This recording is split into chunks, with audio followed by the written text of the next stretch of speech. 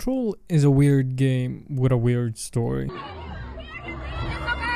It's made by Remedy Entertainment that are behind the first two Max Paynes, Quantum Break, Alan Wake, and now their newly released Alan Wake 2. I really like the studio as I feel they always want to try something new and unique with their games and strive to reach out of the norm, like with Max Payne with the slow time mechanic, the real life mix in Quantum Break, and the weird story in Alan Wake. Control on the other hand seems like a combination of all the games, and to be honest, it's really fun. I had my fair share with the first two Max Paynes. They're a blast to play even to this day, even though they're so fucking old, but Quantum Break on the other hand, I only played a handful and I never really got into it, and Alan Wake, I think I finished it, but I don't remember much of it. So Control, like I said, is really fun and is the second latest installment into the universe of Remedy. Some of the games apparently have a shared universe like Control and Alan Wake, where they have cool Easter eggs throughout the games in Control, like having Max Payne health packs in the toilets, or even having Alan Wake in the game and in the DLC. Control's protagonist is Jessie, who's a bit of a weird kid, you could say, where she talks to herself, or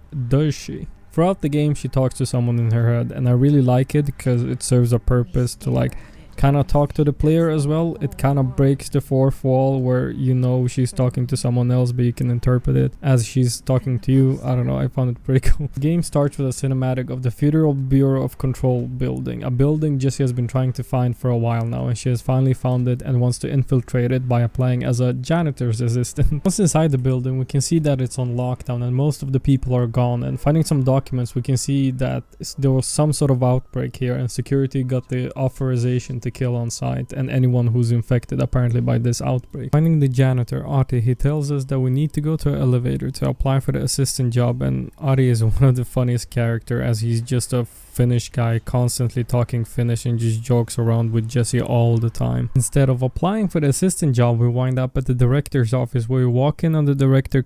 He was just chilling in his office and playing some casual Russian roulette, and picking up the gun we get trenched the director's thoughts and his final thoughts as he pulled the trigger. Picking up the gun we can feel that it's an object of power, meaning it has some deeper meaning to it, and well, it has power in it. Going outside the office we encounter our first enemy and try out the combat for the first time, and it's really fun and just feels so smooth, especially because all the controls in Control get it? Because it's the game's name. I think my favorite thing about this game is that you can almost break anything and just toss objects around like it's nothing. You can break the windows to jump out, although sometimes that doesn't work.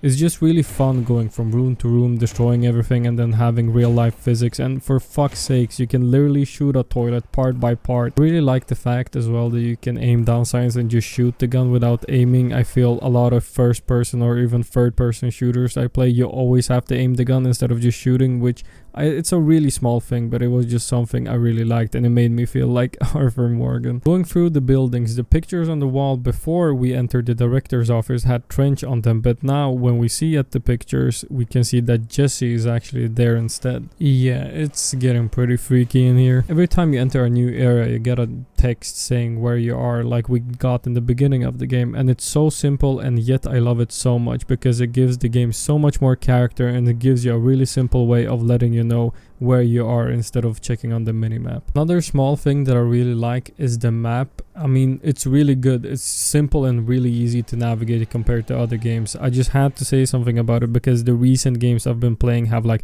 these really dog shit maps where you don't even know where the fuck you are. They have like some 3D model map, just like I can think of Jedi Fallen Order or something. Like Control has a really good map and I really do appreciate them for it. Going further into the building we spot the people who are working in the building just floating around in the air and talking about something, and it just gives this eerie vibe that something is really wrong here, but Jessie somehow is not affected by the outbreak or the virus. Further up there's a checkpoint that the enemies are holding, and we learn that we can purify it by using our friend in the head, and doing so it reverts the building back to the way it's supposed to be. To purifying the checkpoint we hear that there's some people inside a bunker and see that they haven't turned or aren't floating like the rest of the employees. It's because they're wearing the HRA device or whatever it is on the chest, meaning that they can't turn like the rest of the employees. One of the survivors is called Emily and tells us that the workers are infected by the hiss and that somehow Jessie is not affected by it and can purify it somehow. Learning this, Jessie tries to help the floating workers, but nope, she just kills them instead. After meeting Emily, she's sort of this guiding stone throughout the game because you can always return to her and ask her some questions questions or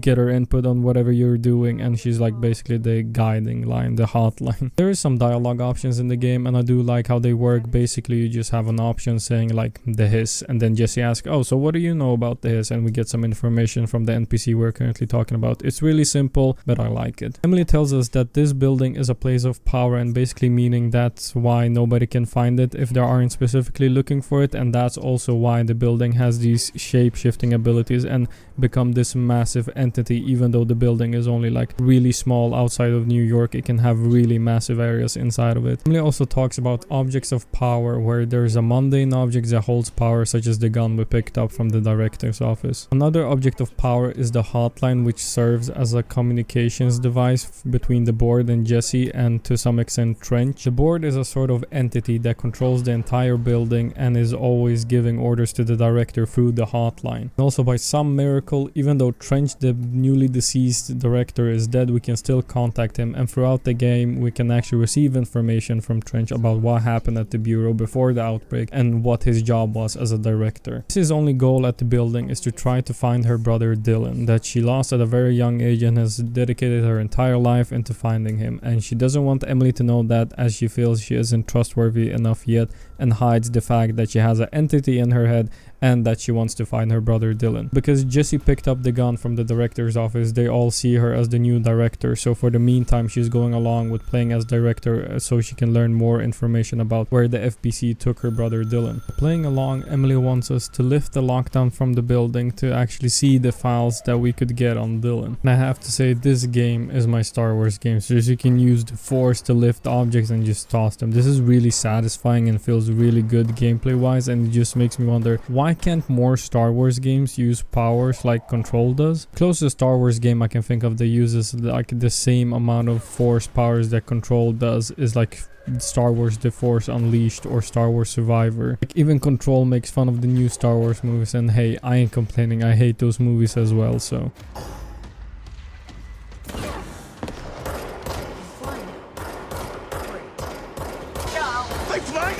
Definitely one of the highlights of the game for me is the mix of storytelling with the game and real life, which reminds me of We Happy Few like Jack, and now Remedy's new game Alan Wake 2. Like I said in the beginning, Control really feels like the combination of Quantum Break, Max Payne and Alan Wake all in Control. Quantum Break tried to do something with the real life stuff, but unfortunately they did it poorly, because every time you got invested somehow into the story, you just get a real life cutscene where you feel like you're just watching a TV show. Like, some of the cutscenes in that game could go on for like 10 or 15 minutes. You just felt like you were watching a Netflix episode. Could you imagine if games in the 90s did this shit, especially with their dated graphics, like E.T. cutting from a scene in the game and then cutting into a random scene from the movie? That's kind of how it felt playing Quantum Break, where it's just like the graphics were fine, but just like getting these real life actors and like watching a show, it just took you out of the game so much. Luckily, Control does it the best with having a good enough mix between the game and the real life actors, as there aren't any long time cutscenes with the actors. Instead, you can find recordings made by Darling, for example, giving his opinion and information about what is happening. This right here is really the best aspect for me, as I felt like a safe zone for me going into an office and then seeing a film Darling made where he talks about something really interesting. Oh yeah, also the actor who plays Darling, yeah, he's the voice of Alan Wake, so yeah, there's that. And I would much prefer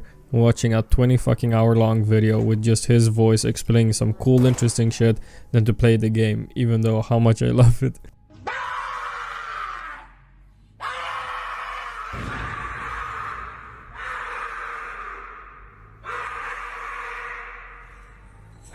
Oh yeah, who's Darling? Yeah, Darling is the head researcher for the FBC, and he's basically like the main guy and was Trench's left or right hand. I don't know, he had two guys working with him closely, but Darling was really close to Trench and he kept a really close eye on everything happening in FBC, and he was basically like a scientist for them. What I also appreciate most about the game is that it's not scared to let the player explore the building and find some cool collectibles. At the start of the game, like I said, you can find many notes you can pick up, and it's really interesting to see what happened before you got here, because you don't know anything, you don't know what the fuck is gonna happen at the end of the story. So it's really interesting to read other people's thoughts and like even go to billboards billboards and see what they've dribbled across the whiteboard. There even is a small puzzle later on into the game where you actually have to look at the whiteboards in the different rooms to get the combination of what cards you have to put into the machines, and while it's really minor, I really appreciate it because it makes the player immersed into the world and like, yeah, these were people working in this workspace, so you better fucking know what they were doing so you can progress further into the game.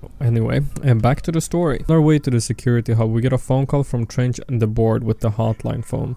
Trying to get to the phone, we need to pull a cord, but pulling it 3 times we are transported to the Ocean View Motel, and this happens quite a lot in the game. This place is a place of power, connecting the different dimensions and basically gives us some answer about what is happening and helps us traverse further into the old house, basically the FBC building. It's called the old house. Ocean View Hotel is quite interesting as you're always there solving some puzzle, like matching furniture in the other room and getting the keys in order to get away from the motel, and every time you complete it you get some sort of answer. After completing the puzzle, you get transported or open up a new area in the oldest house, letting you progress further to wherever you want to go. Going into the security hub on the building, we meet another character, Simon, who's the head of security, and they also managed to survive thanks to the HRA. He basically tells us that we need to go to the NCS pumps in order to lift the lockdown and be able to move around the building, and only a director can lift the lockdown, so thank fuck, we're the new director. Lifting the lockdown, we get another call from Trench letting us know why he initiated the lockdown and why he made it so only the director could lift the lockdown. He did this because he feels the director is the one supposed to making the big shots, like taking the big calls to risk the other employees' lives if the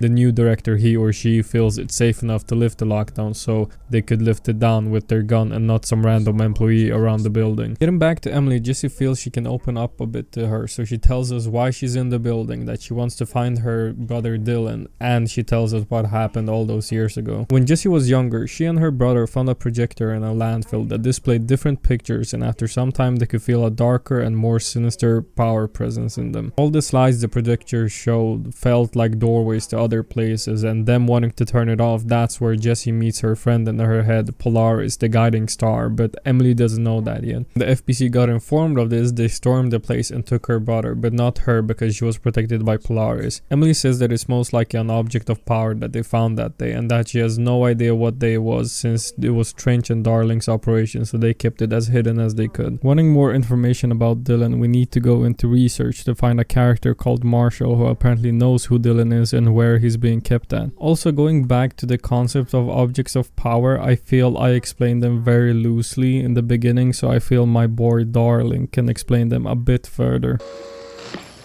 Objects of power can cause or be results of AWE's altered world events, intrusions upon the perceived reality. A side note, remember to cover their connection to the astral plane as well.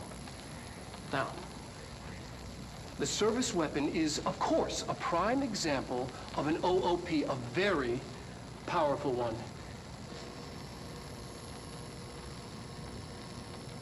Ingrained in the Bureau's DNA, a key component in our prime candidate program. Come out of that Russian roulette a winner and you're it. Lose and you're, well, fired. Thank you. I'm Dr. Darling, Head of Research, Federal Bureau of Control. And I wanted Darling to explain the objects of power because research is really fun, especially learning how Darling ran this institution. You can find notes about different people finding different objects of power. There's even a fridge, there's a camera, there's a telephone, there's a duck, there's everything. There's even a really weird voice recording of someone wanting to go to the astral plane, and even though it is stated that he will likely die, he still wants to go there. It's never really explained why he wants to go to the astral plane. I'm guessing because life is so miserable here, so he wants to go there. For the record, Paul Warren, astronaut, first class. And you are aware that exposure to the astral plane can result in death, disability, personal injury, corporeal untangling, cognitive collapse, loss of ego, and partial to full dementia? Yeah.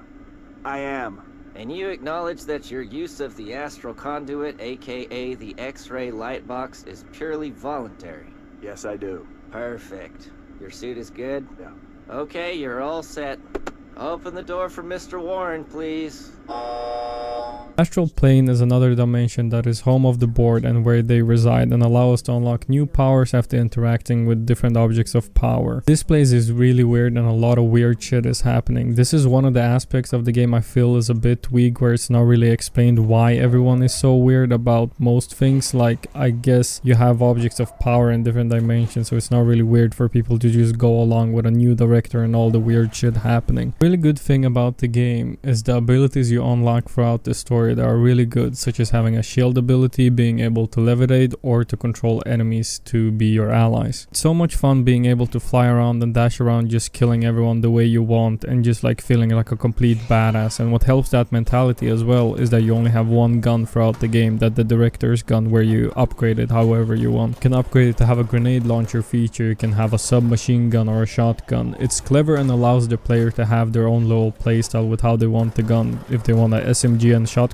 combo, or maybe they want a rifle and shotgun combo. One thing I think they miss with this feature is not allowing people to have more than 2 gun styles at a time. You can either have shotgun or SMG and that's about it. It would have been more fun having like 4 slots, being able to equip the shotgun, the SMG, the rifle and whatnot, but I guess it might have been some balancing issues, and like because you don't really reload your gun, your ammo just refreshes after a certain amount of time, so it would be hard to managing ammos for 4 different slots. The gun is unique on its own and it really stands out, and like I said, the only problem with it is that you can't reload it. You just have to wait the ammo until it comes back. I mean, you have upgrades to make the ammo come back faster, but most of the times you're just waiting there until the ammo comes to you. I think having abilities such as getting ammo after killing an enemy will solve this problem, because even though I had upgrade mods on the gun, it let me consume less ammo and regenerate it faster. It didn't feel all that different honestly, and it kinda sucked. Well, after writing this and playing the game, there is actually a mod that you can get that lets you refund ammo, so I guess I'll just fuck myself. I mean, it still goes well with the gameplay, don't get me wrong, as if you run out of ammo you still have options like dashing away, using your shield wall, or just throwing shit at enemies or controlling them, so it's not like you're just standing there out in the open getting the enemy fire. You at least have some options to do so. Getting to Marcia, we'll learn straight off the bat that she knows something about Dylan, but of course she wants something in return. She wants us to help her free the area from the hiss and start producing more HRAs to help any other survivors in the building. And talking to her, she's real fucking bitchy and not at all surprised that we're the new director, which tells us that she knows more about things going on here than the rest of the guys we've met so far. Getting the hiss from the area and getting a surprise visit from Marshall, there's a problem. The crystal that is making the HRAs is broken and we need to get another one. And of course that is way more important than our brother, so we need to go to the Blackrock facility to get some more while Dylan has to wait some more. I haven't talked about this, but I really do like the setting of the game, just being a building. Like, so many games have different maps with different elements, but in Control is just a big office building with some cool looking locations. There are no windows, so you're just forced to enjoy all the different rooms, and it fits with the story as well, as the building itself is kind of paranormal and changes constantly. It's just so weird and cool going from floor to floor and seeing the fucking mining operation in a building to seeing trees and big empty spaces and like fucked up corridors and offices. Getting the stone from the Blackrock facility, we go back to Marshall that tells us that Dylan is in a containment cell since something went wrong. Dylan was a prime candidate for being a director, but something happened to him and he is a threat now to the bureau and is in containment. Going through the panopticon, we meet another character, Langton, that is really basic and I don't like him at all. He's just there, nothing memorable about him. He just helps Jesse going through there to get to the cell to Dylan, and that's about it. In the panopticon, we see more objects of power, and we even see a guard staring at a fridge since he can't take his eyes off of it because he will do something bad if he takes it away. Basically like the angels from that Tom Hanks movie, or I don't know, Doctor Who, or I don't fucking know. And in this area it made me realize how smart and cool it is to just have mundane objects like a fridge to be powerful. Like, just a standard fridge can kill everybody in the building just because he has some power in it. Like, it's fucking insane, and it sounds really cool. Like a little ducky on the table can kill somebody if you don't take his eyes off of it. Like, it's cool. When we finally get to the cell Dylan was being kept at, we get contacted by Emily saying that Dylan actually came to the office and turned himself in. He is infected by the hiss, but it doesn't seem to affect him in the same way it does for the rest of the humans in the building, meaning he has something special about him, like Jesse. Getting back to the office, we talk with Emily saying that Dylan is being in a cell nearby, and finally meeting our brother, he just speaks gibberish. Like I said, he is infected by the hiss and speaks in third person. Basically the hiss is talking for him, I guess, and he speaks about dreams he has, such as him dreaming standing next to Jesse and talking to her. Yeah, he's fucking nuts. Dylan doesn't speak just about one dream, he has multiple dreams, and it's in a meta sense because there are references to Remedy's other games such as Alan Wake, but even Quantum Break, him mentioning a character, Mr. Door, being able to open doors into other dimensions such as the slide projector in Control. But Dylan actually informs Jesse that the projector they found so many years ago is actually the catalyst of why the hiss is here in the building. Basically, when they opened the projector, Polaris came out, but also the hiss. So now that Jesse knows this, our objective is trying to find the projector now in the building and just destroy it, basically trying to get rid of the hiss once and for all. Talking to Emily, she says that the projector is most likely in the prime candidate program where Dylan was first being kept at when he got first transferred to the FBC building. Going to the prime candidate program, we see that the FBC has been watching Jesse for quite some time now, and even gives hints later on into the game that the therapist she was talking with her was an FBC agent trying to turn her away from finding the FBC building and trying to find her brother. It's really interesting because in these tapes she's basically pouring her heart out and she's like, I know Dylan is out there somewhere, and you just have this fucking therapist inventing gaslighting. She's just gaslighting her like, no, you're fucking nuts, Jesse, don't search for that building, I think you should do this and this and this. The tapes are really interesting because they even reference all the other games like Thomas Zane from Alan Wake, where he was a poet but he got consumed by the dark place, and now the therapist is trying to gaslight Jesse, saying like, Thomas Zane wasn't a real person, he's not a poet, the only person I found was like a construction builder somewhere in Alaska. We also learn in this room that Dylan's nickname, I guess, in this building was P6, and we learned that Jesse's was P7 as she was the prime candidate 7 as director if Dylan wasn't good enough, and look where we are. Yep, we're the fucking director now. And yet again, my boy Darling even has a recording of him being just fascinated with Dylan and sees the potential he has, even stands up for him after fucking killing people. Like, he's just so interested and like believes strongly for Dylan. Prime candidate 6. And the sister as well. Once we catch up with her, but the boy, so much potential. We're talking Northmore level readings here. And I don't want to invoke his name. It's completely different circumstances here. It's remarkable.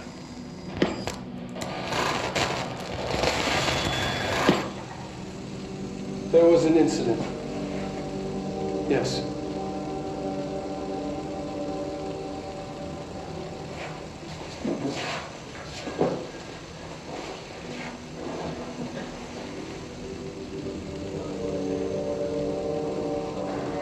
We lost a valuable member of our team, yes.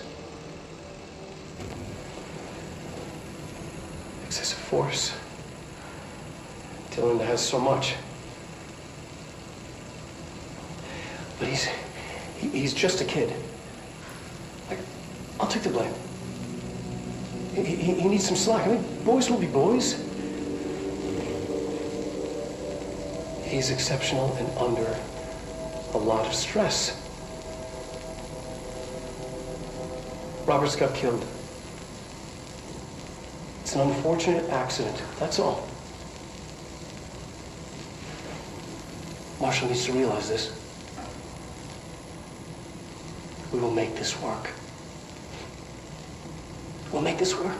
Going through the site, we see that the FBC actually recreated the whole town where Jesse and Dylan grew up with to study the different areas and how it might have happened, and they even transferred the landfill that they actually found the projector on. And how the fuck did they do that? Like, I have no clue. Superpowers maybe, I guess. They literally lifted a whole landfill and place it in their buildings. But I guess if there's objects of power, they can literally do anything they want. When we get to the site, we hear that Darlin actually moved the projector somewhere else in order to study it further, and he was actually really grasped by its power and how fascinating it is. The projector is in the ashtray maze, but we can't through it just yet. We need to find our boy Audie from the beginning in order to trigger the Doom section. And oh yeah, the game has a Doom section where you take a Walkman from Audie, and then in order to get through the maze, you just get a bunch of enemies while you listen to like metal music. And I'm not gonna lie, this section is really fun because the music is slapping and all the different elements in the maze, like it's changing constantly, like all the doors and the walls are collapsing, decollapsing, like it's really fun.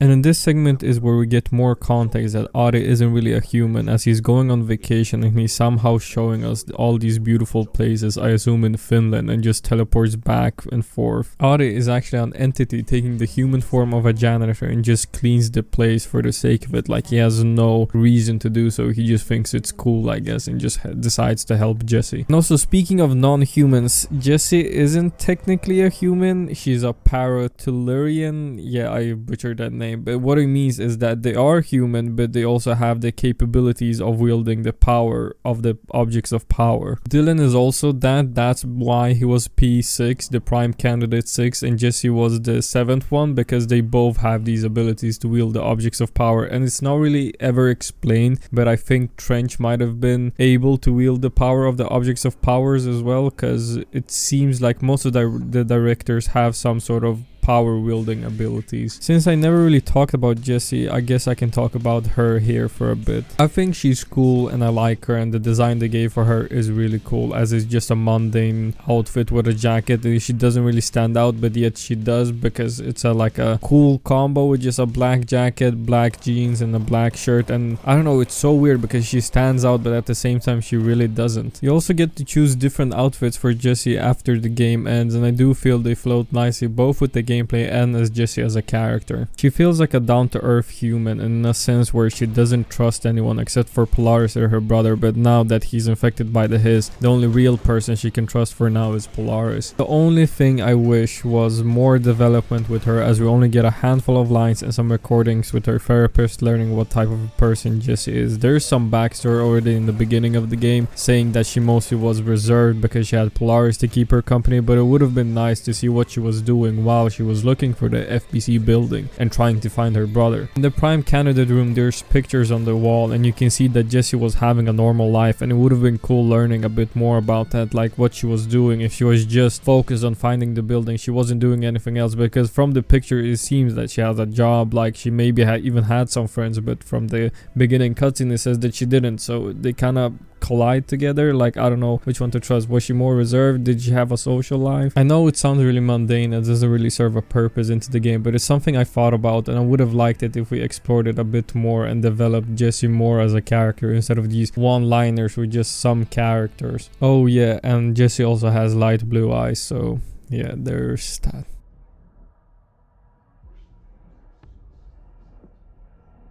Talking a bit more about the enemies, as I feel there is a good chunk of different enemy types in the game to not make it repetitive, but at the end of the day it still feels like it. You have shielded enemies in the game, forcing you to use your powers against them, and then you have enemies that can't be hit by your powers, so you have to shoot them instead. And I mean, for the majority of the game I was fine with it, but especially when you re-enter an area and the enemies respawn, it just becomes quite bloated and tedious shooting and doing the same shit over again. The game also has boss fights, but I don't feel they're as good as in other games, because they just feel like a standard enemy with just more health, which isn't the case for the DLC, but we'll get to that. The only interesting aspects about the boss fight is the backstory behind them, I guess, like in Dark Souls, because here you can see like Dr. Tomasi, he was like head of security beforehand, but now he's infected by the Hiss, so he's like all scrambly and wobbly and whatever. The only interesting boss fight I thought was well done was in the astral plane, where you fight this like one-eyed monster where he shoots the tentacles at you, you have to dash away from him, and you have to both use your gun and powers. That was really fun. Getting back to the story, we go through the ashtray maze and we see more recordings of Darling explaining how they were trying to explore the projector, but there were massive casualties since they can't communicate with the people going inside the projector. But once we're here, we also see that they have something in their facility, and well, I'll let Darling explain it again.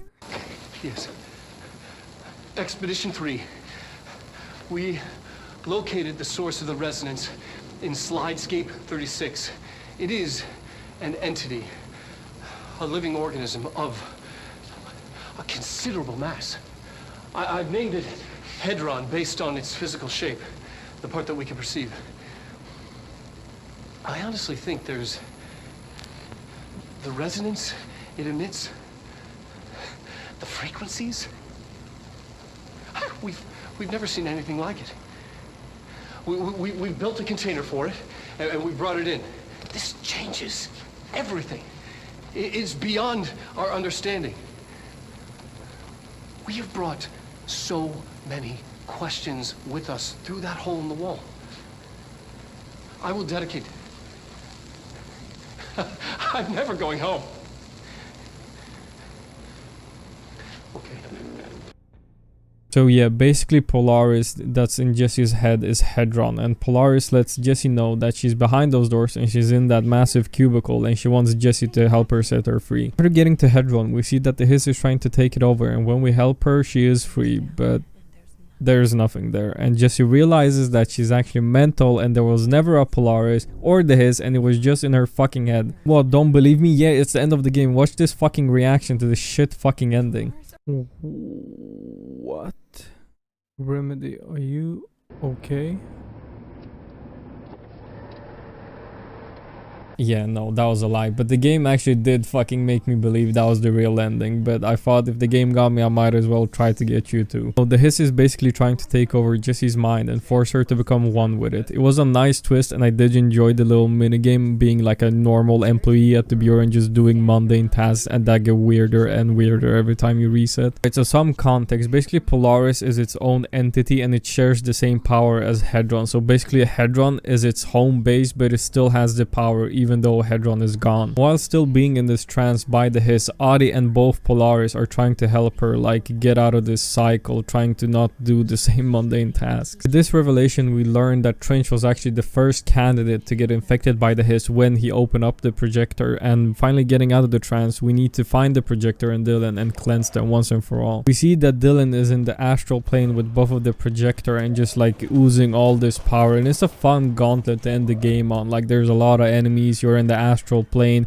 trying to climb through the different buildings and structures. And getting to the projector, we cleanse it, and then getting to Dylan, we cleanse him and kinda save him, but he's in a coma. So after this shit show, Jessie just embraces that she's the new director. After everything she's done for the building, she feels safe in this place. She feels like she's finally somewhere where she belongs, not in the outside world. She feels that she fits the director role. Also, she gets a sleek new outfit for it, and yeah, that's the game. It did feel a bit rushed going into Jessie finally accepting that she's the new director, and it would have been better seeing her making like tough calls throughout the game and having to use her position to her advantage, which she does in the DLC but not in the base game. What hurts the game most is the amount of characters that don't really get into focus and how short it is. Characters like Langton, Marshall, and even the security guy I mentioned, who I even just forgot the name because he had just so little screen time, even though I liked him. Like, would have been better if you had a way to keep in touch with them to like gain information or tell them something. The only character you really do that with is Emily when you return to the office and ask her about something you did or inform her about something is happening in the building. She kind of acts like the guiding star, haha, like Polaris, you get it? Because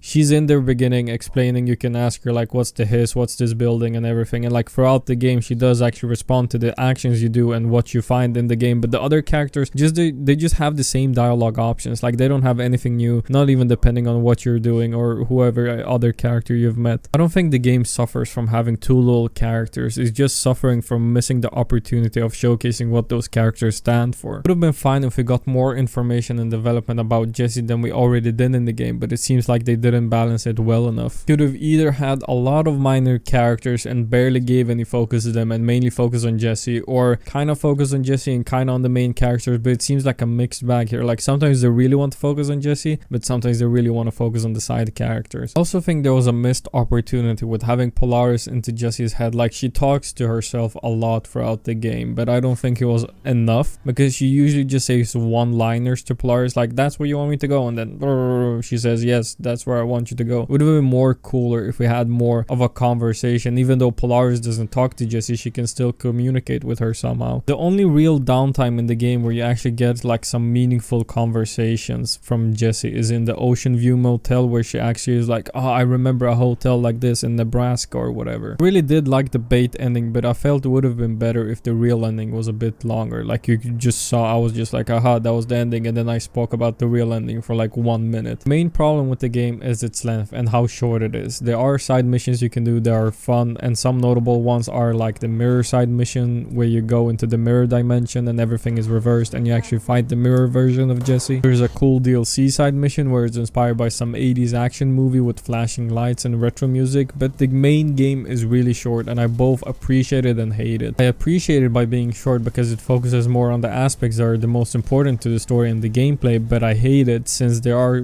really a lot of unanswered questions in the game that never get resolved. If you're exploring every area in the building and try to do all the side quests, I think you would be looking around like 12 to 14 hours of gameplay, not including the DLC and not counting the activities you get from the board. Oh yeah, there are limited / timed missions as well, where the board contacts you and wants you to do something like eliminate the hiss or clean up the floor. These would be fine side missions, but the annoying part is that they just pop up multiple times when I'm invested into the main story and a big quest just pops out and saying that I need to do this because the board is like counter measurements. It's really a crisis situation in the FBC building. You need to help us. Graphically, the game is beautiful, even though it is ugly at times. I really appreciate the face mocap and the actors putting a really good job with the both voice acting and the mocap. Like I said before, it works really well with the game having these real life movies in the game to sell the idea of it being real, if that makes sense. Because the graphics can sell that it's like almost reality, and watching these movies doesn't feel too out of the place like if it was in an old game with shitty graphics and then it would just cut to a real life movie. I guess it works with Control well enough because the graphics are beautiful at times. The game is polished for the most part, except for a bug I've seen me and other people get, where there's a chance that a scary black hole appearing on your monitor and consuming everything you see, requiring a hard restart to get the game working again. But aside from that, the game works really well, and even with the ray tracing on, it both runs and looks beautiful, which I can't say for most of the games these days. And also, since I gambled my paycheck and got some money, I actually have all the DLC for the game, so I'm gonna talk about it now. The Foundation DLC starts with the board calling us and telling us that something is not right in the building, that something is trying to break into the oldest house. Going underneath the building, we get contacted by Marshall saying that she knew something bad would happen to the Foundation and went down to investigate it. Something weird happening that is out of the ordinary for the building is that it seems as the structures are stable enough and don't move as rapidly as they do in the other sectors. Moving further into the caves, we get a message from the board letting us know that the thing inside the Foundation is threatening the board and the oldest house, so we need to get rid of it. The thing that is threatening the Foundation is the nail that is holding the astral plane in place in its own dimension, but now it's broken, so it's collapsing with our own dimension and the astral plane dimension. This DLC is good, but it's not as good as the odd DLC we're gonna talk about later. It tries some new things such as these crystals you can either expand or destroy depending on what ability you choose. They also include a new option into the DLC where Jessie can call in a special agent to help her fight, which I like because in some small ways it showed that she has adjusted to the director role, but the AI for the soldiers is just bad sometimes, and just sometimes they just completely disappear on you, like I don't know where the fuck you went. Weird shit is happening in the caves, but the board informs us that we need to unlock 4 different keys to get the nail back into the place, and doing the first 2 we get introduced to some creature. The funny part is that I saw the talk prompt with the monster, but I thought what would happen if I just shoot him, and yeah, what a surprise, Drew, the monster fucking becomes hostile. Basically the monster is its own rival for the board, as he offers us the second power the board couldn't give us for some reason, and they aren't happy that we got that second power from him. Going back to the nail, we see that Emily is there, and after fixing all the keys, she tells us that we done fucked it up and something worse is happening, as the whole ground is shaking and it could take the entire building down with them. Being the cool ass director Jessie is, she wants to descend down to the nail and fix the problem, and going down there we see that Marshall is there, but yeah, she's infected by the hiss, so we need to hit her with a quick 1-2. Down here we see that the nail was infected by the hiss, and purifying it, we save the building and everyone inside. Let's go, we are the hero. I think this DLC is more meant to be a segment into Jessie's development now that she's the new director and wanting to take risk herself, such as Trench. For the 2 DLCs on this game, I thought this one had a strong opening, but there isn't much interesting stuff here compared to the odd DLC. It was interesting with Marshall communicating throughout the game with the hotline, but the problem is that we barely know her. She's a total bitch, so you don't really care about her. Maybe it would have been better if the DLC had a different character other than Marshall, like Emily or Dylan, someone that we have more context about and care to some level. This is where the problem comes again with the length of the game. While you can talk to different characters and get their opinion, this DLC doesn't have really much to offer. The only real thing you can do is get those new abilities, get the 4 keys, and then cleanse the nail of the hiss, and that's about it. That's the entire DLC. For what the DLC is, I appreciate it, and I'm glad they tried to explore some new way with the board and the weirdness of the FPC. Despite how short the DLC, I appreciate it, and I would give it like a 6 or 7 Jessies out of 10, I think.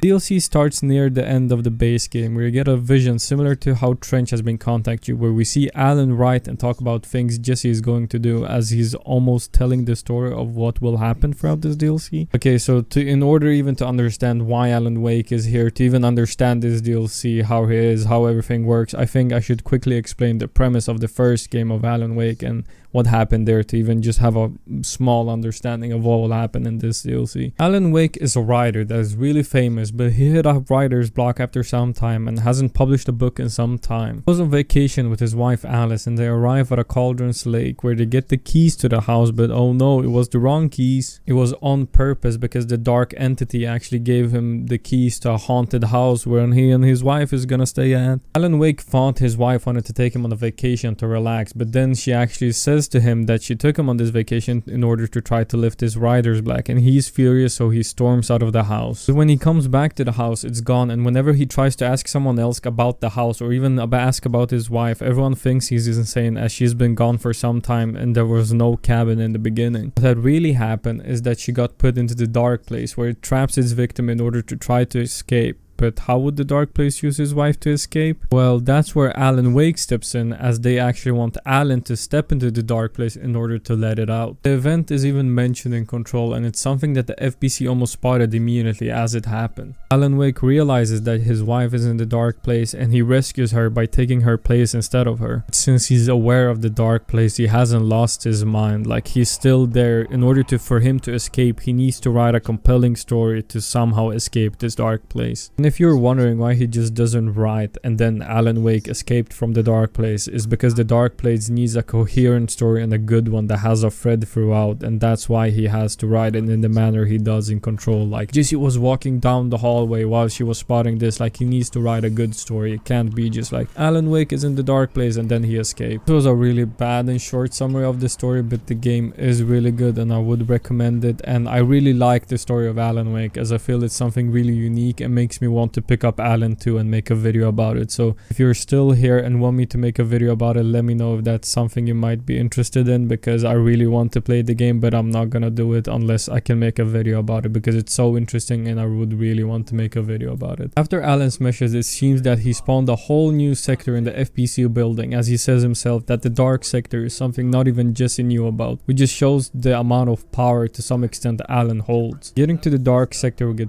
put back at the Ocean View Motel, but it's different this time. This time we go into a door marked with the Alan Wake symbol, and we get a cutscene with 2 Alan Wakes. The other Alan Wake is Thomas Zane, that is actually hinted at in the base game, where Jesse got interviewed by a therapist and she said that he never existed. But he did exist, and he was a poet before he was trapped by the dark place before Alan. He wrote a poem making Alan come to the dark place in hopes of letting them both escape it, but we see that really didn't work out as well.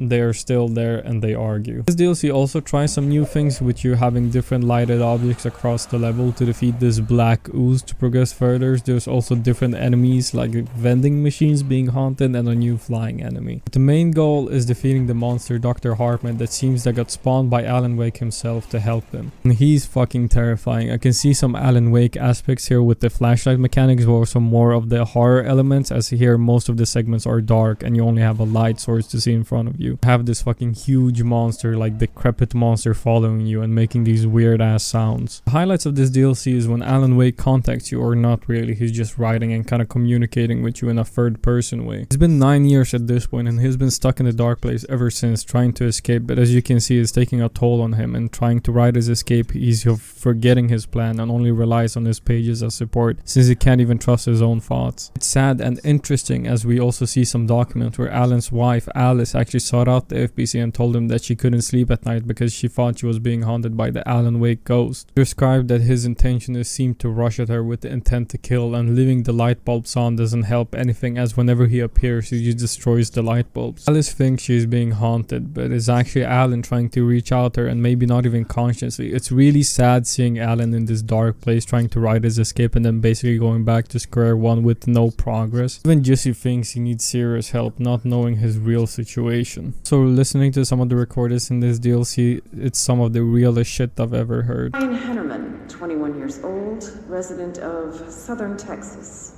I'm sorry, ma'am, but I really don't understand why I'm here. You know what you did, Mr. Hinnerman. I do? Tell me about Delivery Disaster. The movie? I mean, it wasn't very good. That's not what your review said, but we'll come back to that. Tell me where you got the movie from. Movie night with a K, not an N, not night like nighttime, but Who contacted you? Who told you to review that film? no one. I just did it because it looked obscure. I didn't even like the movie. I shouldn't have given such a high score, but reviewing obscure films makes you look smart. And I thought if I looked smart, I would get listeners. My podcast would take off and I could move out of my parents' basement. I may even go to college and get a film degree like I've always wanted to. I swear. I swear, I swear, I swear. Okay, the kid doesn't know shit. I'm ending the session. Some interesting things in the DLC, not only Alan Wake but the side quest like I mentioned in the beginning, where it's like the 80s retro side quest that is really fun, and some of the locations are good, like the different areas you fight Hartman at. What's not so great is Langston being the center guy, as he gives us information about nothing. You could say he tells us uninformation, says it's fucking nothing, and he just says shit for the sake of it. Giving power and defeating Hartman in 4 different places, Hartman finally goes to the Awe area, which is a recreation of Falls Lake where the Awe happened originally in the first place, and they recreated it just like they did with Jesse's house. Having Hartman here is a pretty good boss fight where you can't stand in the shadows for too long and you have to power up these generators to light up the place and kill him, and doing that, yep, we get a pretty alarming cutscene.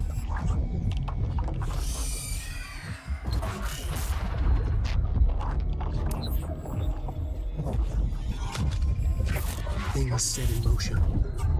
If the alarm's true, then so is the reason for the alarm. The effect must follow the cause. It's happening again. A return.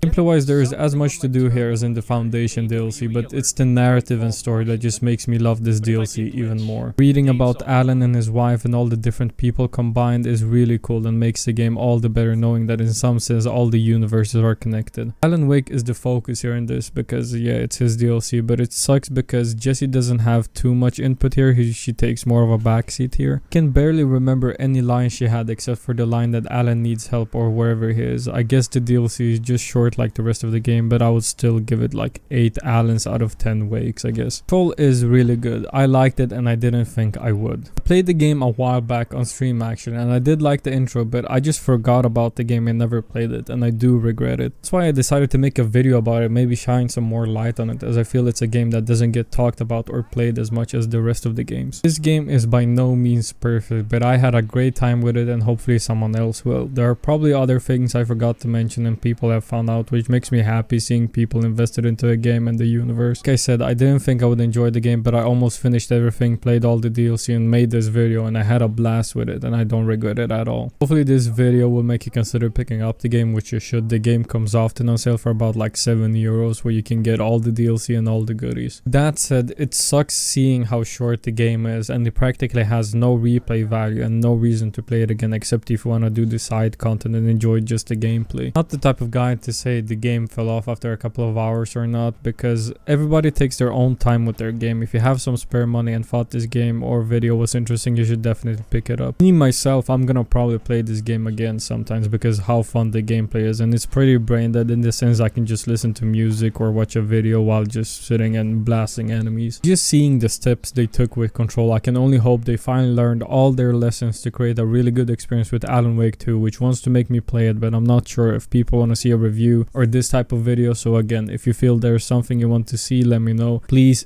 you're the reason I would play this game and buy it. Either way, thank you for watching, and thank you for watching till the end of the video. I'm trying to make as many videos as I can. The time flies by so quickly. It just felt like I released the MK1 video like last week.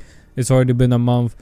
I'm thinking about making some shorter videos, maybe talking about some other thoughts. I don't know, let me know. I really like these long format videos, but they take a long ass time, especially that I don't have hours and hours to just record the voice lines, edit and everything, but I do enjoy making them. So take care everyone, thank you again for watching, and here's the meme. You gotta be on your at.